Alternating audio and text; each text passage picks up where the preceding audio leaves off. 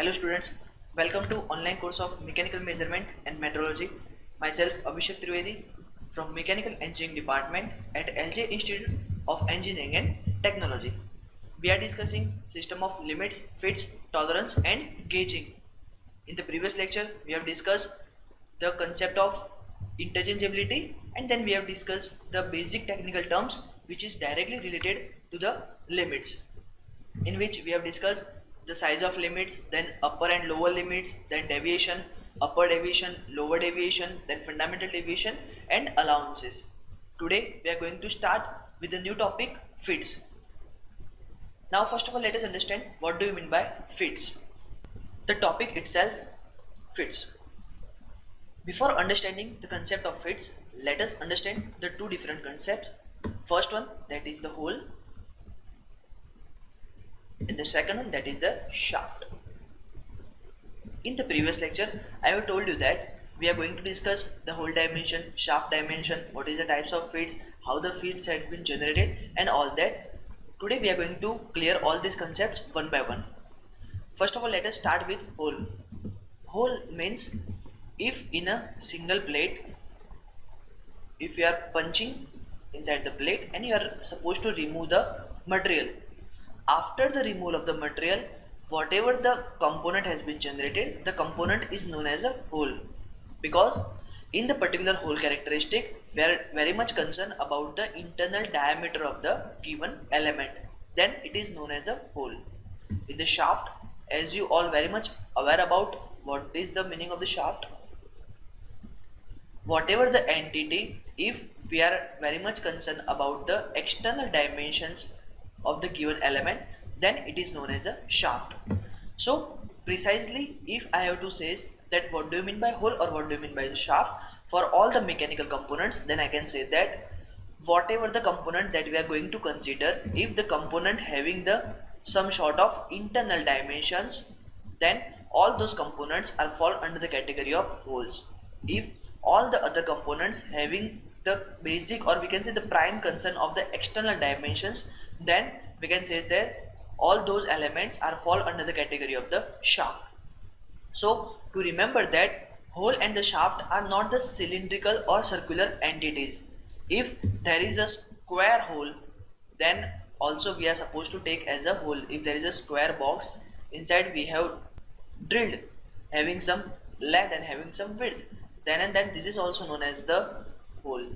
If you have a square bar, rectangular square bar, if you are supposed to have some sort of this kind of square bar is there, then this particular square bar is also known as a shaft. If we are concerned about the external dimension of the given bar, then and then we can say that this is the shaft.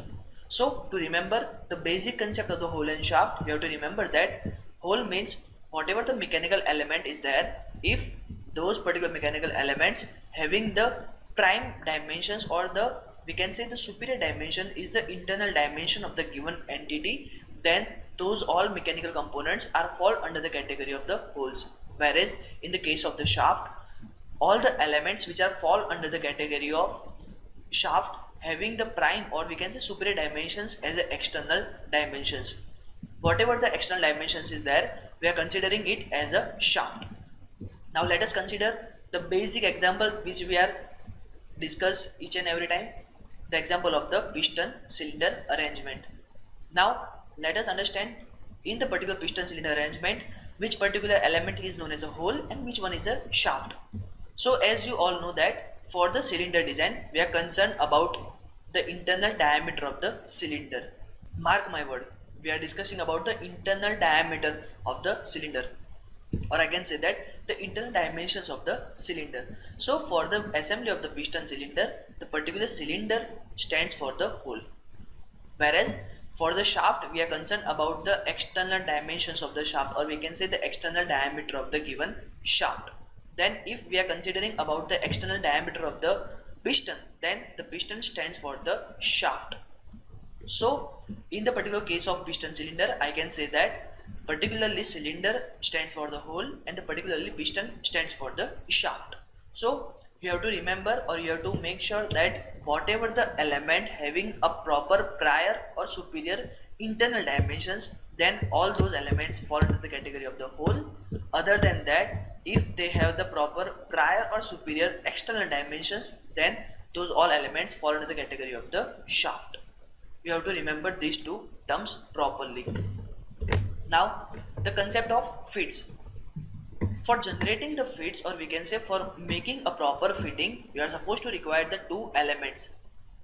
The first one, you are supposed to require a one hole, and you are supposed to require one shaft.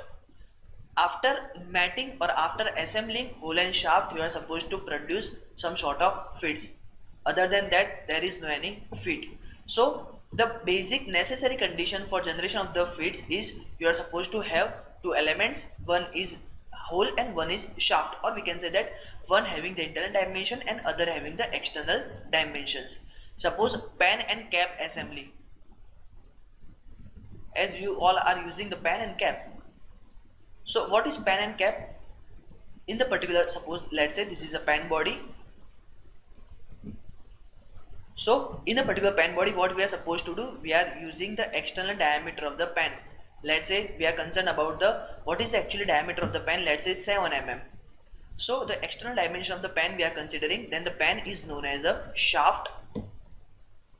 For proper fitting of the pan, we are using some sort of cap. Suppose this is the cap of the pan. So what we are concerned about the internal fitting of the pan inside the cap. So we are intentionally concerned about the internal dimensions of the given cap. Let's say cap having the internal diameter which is slightly higher than the 7 mm. Let's say that is the 7.1, or we can say the 7.2 mm. This is 7.1 mm. So what we are supposed to do, we are generating the cap slightly larger than the pan. So here some sort of fitting has been generated. The tight fitting, in the initial condition, the tight fitting has been generated because there is no wear and tear, and the proper fitting has been generated. But by the grace of time, or we can say by using the pan and cap continuously, you are using open and close, or we can say assembling and disassembling the pan and cap, there might some chance after the certain period of time the pan and cap lose its tightness, or we can say lose its fitting. So this is known as the fits. So this is the basic concept of the fit. We are going to discuss, or we can say we are going to classify the fits in the different categories. But first of all, you have to understand what is the actual meaning of the fits. So this is the actual meaning of the fits. Basically, fits can be written as the degree of the tightness, or we can say the degree of the looseness between the matting parts are known as the fits. Whenever I suggest you the matting parts, you have to make sure that I am asking about the hole and the shaft assembly only. We are not discussing any other component. Here we are only discussing about the hole and shaft components only. There are mainly three types of fits which are identified in the mechanical industries based on their actual dimensions of the hole and the shaft. The first one, that is the clearance fit. The second one, that is the interference fit, and the third one, that is the transition fit. If I have to categorize all the fits, then we can say that the types of fits are differentiated in the three categories: clearance fit, interference fit, and the third one, that is the transition fits. We are going to discuss each and every fits in detail. First of all, let us understand the brief idea about the clearance fit, interference fit, and the transition fit. For understanding the clearance fit, there is a very best example for the understanding of the clearance fit, that is the arrangement of the piston and cylinder. In the piston cylinder arrangement, what we are supposed to do, suppose this is a piston and cylinder arrangement, then we are manufacturing cylinder, considering the cylinder as a whole having the higher dimension. Then we are manufacturing the piston, considering the piston as a shaft having the slightly lesser dimension than the hole.